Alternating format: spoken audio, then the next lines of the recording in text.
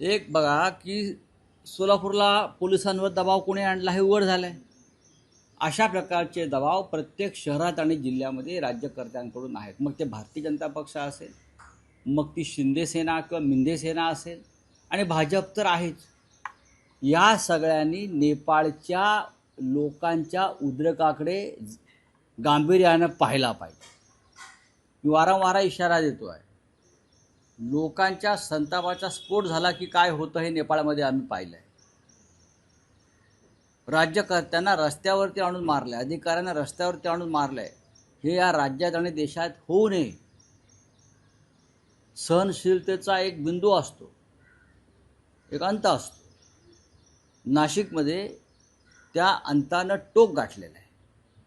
पुण्यामध्ये अशा प्रकारच्या अंतानं टोक गाठलेलं आहे.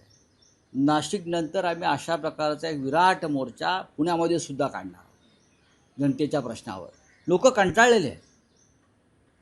लोकांनी ह्यांना मतदान केलेलं नाही, पण व्होट चोरीच्या माध्यमातून हे लोक सत्तेवर आले आहेत आणि बेबंद आणि बेफाम झालेले आहेत.